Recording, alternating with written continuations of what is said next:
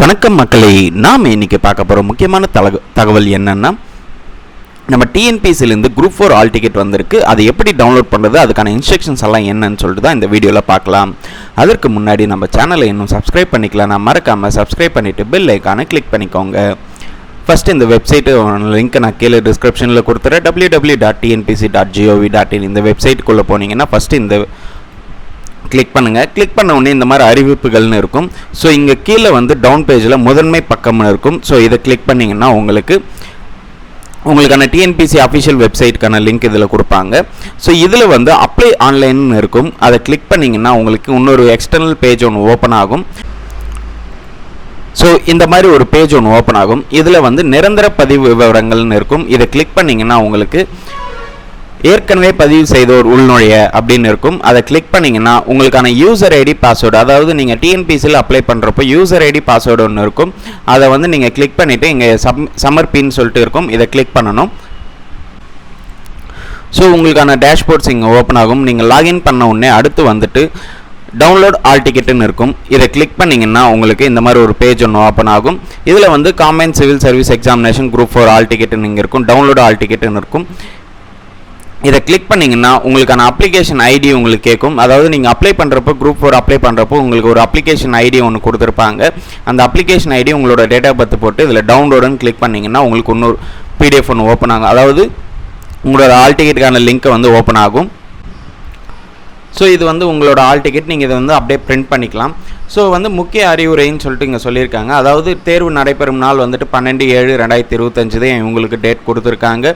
காலையில் 9லேருந்து 12:30 வரைக்கும் உங்களுக்கான டேட்டு, அதாவது டைமிங் இருக்கும். காலையில் நீங்கள் 9:30 மணிக்கு எக்ஸாம் ஸ்டார்ட் ஆகும், 12:30 மணிக்கு உங்களுக்கு முடியும்.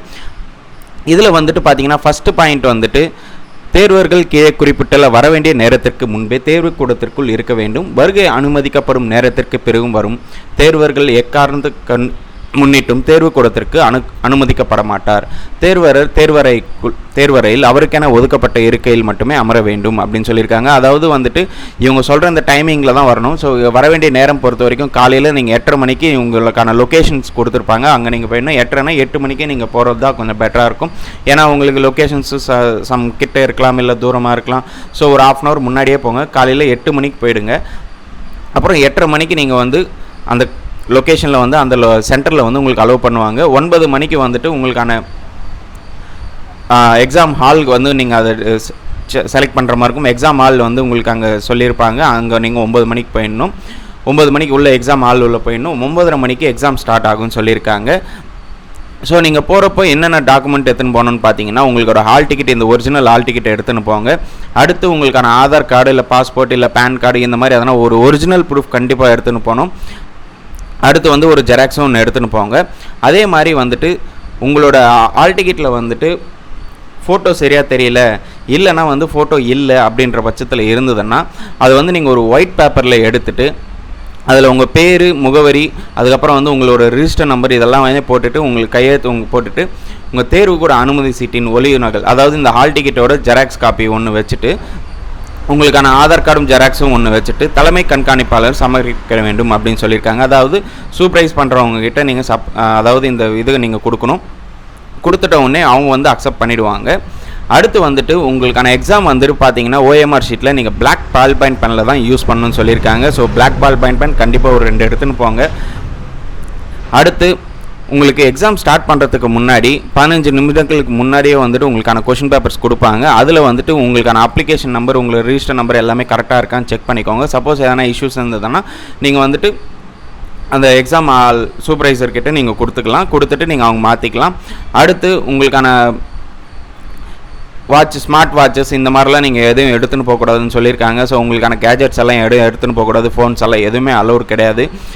அதுக்கப்புறம் வந்துட்டு நீங்கள் எக்ஸாம் வந்து முடிச்சிட்டிங்க அப்படின்னீங்கன்னா வெளியே போகிறதுக்கு உங்களுக்கு அனுமதிக்கப்பட மாட்டார் அப்படின்னு சொல்லியிருக்காங்க. வெளியே போகிறதுக்கு அலோவ் பண்ண மாட்டாங்க. ஏன்னா 12:30 வரைக்கும் கண்டிப்பாக நீங்கள் இருக்கணும்னு சொல்லியிருக்காங்க. அதே மாதிரி இந்த தேர்வு அனுமதி சீட்டு வழங்கப்படுவதால் மட்டுமே இந்த பணி நியமனத்திற்கு தகுதி பெற்றவர் எந்த உரிமையும் தங்களுக்கு கருதக்கூடாது அப்படின்னு சொல்லியிருக்காங்க. அதாவது இது இந்த ஆல் டிக்கெட் வந்துச்சுன்னா நான் வந்து இந்த மாதிரி வேலை வாங்கி தரேன், ஸோ அந்த மாதிரிலாம் நிறைய இஷ்யூஸ் இருக்கும். ஸோ அதெல்லாம் எதுவுமே இதுக்கு வந்து அலோவ் பண்ண மாட்டோம் அப்படின்னு சொல்லியிருக்காங்க. ஸோ இது ஜஸ்ட் ஒரு ஆல் டிக்கெட், உங்களுக்கான எக்ஸாமுக்கான ஆல் டிக்கெட் மட்டுமே தான் தவிர உங்களுக்கு வந்துட்டு இது இந்த வேலை வாய்ப்புக்கு உங்களுக்கு வந்து கேரண்டி கிடையாது அப்படின்னு சொல்லி தெளிவாக சொல்லியிருக்காங்க. ஓகே மக்களே, இந்த தகவல் உங்களுக்கு பயனுள்ளதாக இருக்கும்னு நான் நம்புகிறேன். இந்த வீடியோவில் ஏதாவது டவுட் இருந்ததுன்னா கண்டிப்பாக கமெண்ட் செக்ஷனில் கமெண்ட் பண்ணுங்கள். இந்த வீடியோவை நிறைய பேருக்கு ஷேர் பண்ணுங்கள், லைக் பண்ணுங்கள். மறக்காமல் நம்ம சேனலை சப்ஸ்கிரைப் பண்ணிவிட்டு பெல் ஐக்கானை கிளிக் பண்ணிக்கோங்க. தேங்க்யூ.